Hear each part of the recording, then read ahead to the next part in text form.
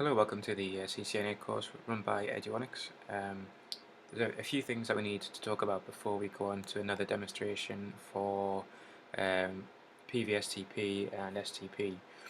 We need to talk about a switch being managed or unmanaged. And management provides benefits in lots and lots of networks. Large networks with mission critical applications are managed with a lot of different sophisticated tools using SNMP to monitor the health of devices on the network. Using SNMP or RMON provides much more data while using less network bandwidth to do so. It will either manage every device or just the most critical areas. VLans are another benefit to a managed switch, and a VLAN allows a network to group nodes into logical LANs that behave as one network, regardless of what the physical connection is. The main benefit is managing broadcast and multicast domain and traffic. An unmanaged switch will pass broadcast and multicast packets through to all ports. And if the network has logical groupings that are different from physical groupings, then a VLAN-based switch may be the best for traffic optimization. Another benefit to management of switches is the spanning tree algorithm, which we'll talk about soon. But the spanning tree allows the network manager to design in redundant links with switches attached to loops. This would defeat the self-learning aspect of switches, since traffic from one node would appear to originate on a different port. Spanning tree is a protocol that allows the switches to coordinate with each other so that traffic is only carried on one of the redundant links. Unless there's a failure, of course, and then a backup link is automatically activated. Network managers with switches deploy in critical applications may want to have redundant links. In this case, management is necessary, but for the rest of the networks, an unmanaged switch would do quite well and is much less expensive. Then we have something called store and forward versus cut through. So LAN switches come in two basic architectures, cut through and store and forward. Cut through switches only examine the destination address before forwarding it onto its destination segment. A store and forward switch, on the other hand, accepts and analyzes the entire packet before forwarding to its destination. It takes more time to examine the entire packet, but it allows the switch to catch certain packet errors in collisions and keep them from propagating bad packets through the network. Today, the speed of store and forward switches has caught up with cut-through switches to the point where the difference between the two is pretty minimal. Also, there are a large number of hybrid switches available that mix both cut-through and store and forward architectures together. To take a switch's specifications and add up all the ports at a theoretical maximum speed, then you have the theoretical sum total of a switch's throughput. If the switching bus or switching components can't handle the theoretical totals of all ports, it's considered to be a blocking switch.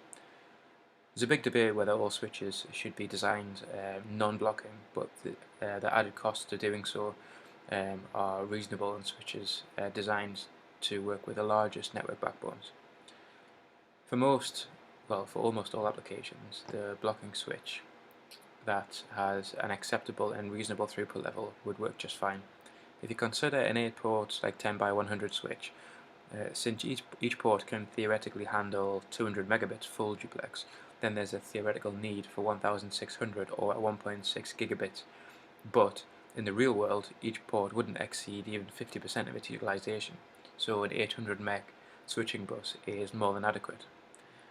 In the consideration of total throughput versus total ports demand the real world loads provide validation that switches can handle the load on your network. As packets are processed in the switch, they are held in switch buffers. If the destination segment is congested, then the switch holds onto the packet as it waits for bandwidth to become available on the crowded segment. Buffers that are full present a big problem. So some analysts of the buffer size and strategies for handling overflows is of interest for the technically inclined network designer. In real-world networks, crowded network segments cause many problems, so their impact on switch consideration isn't so important for most users, since networks should be designed to eliminate crowded, congested segments. There are two strategies for handling full buffers. One is back pressure flow control, which sends packets upstream to the source nodes of a packet that find a full buffer. This compares the strategy of simply dropping the packet and relying on the integrity features in the network to retransmit automatically. One solution spreads the problem in one segment to another segment, propagating the problem. The other solution causes retransmissions, and that resulting increase is load in load isn't optimal. Neither strategy really solves the problem, so switch vendors use large buffers and advise network managers to design network topologies to eliminate the source of the problem, such as congestion elements. And then we have this weird concept of a layer 3 switch, which you're going to hear people talking about all the time. It's a hybrid device is the very latest improvement in networking technology. Combining the packet handling of routers with the speed of switching, these multi-layer switches operate at both layer 2 and layer 3 of the OSI model. The performance of this class of switch is aimed at the core of large enterprise networks, sometimes called routing switches or IP switches. Multi-layer switches look for common traffic flows and switch these flows on the hardware layer for speed. For traffic outside the normal flow, the multi-layer switches use routing functions. This keeps the higher overhead routing functions only where it's needed and strive for the best handling strategy for each network packet.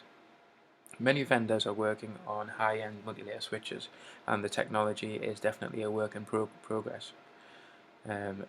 As networking technology evolves, multi-layer switches are likely to replace routers and switches in most large networks, and it probably won't even be too far in the future either. So next we're going to take a look at STP and PVSTP and PVSTP plus, that kind of thing.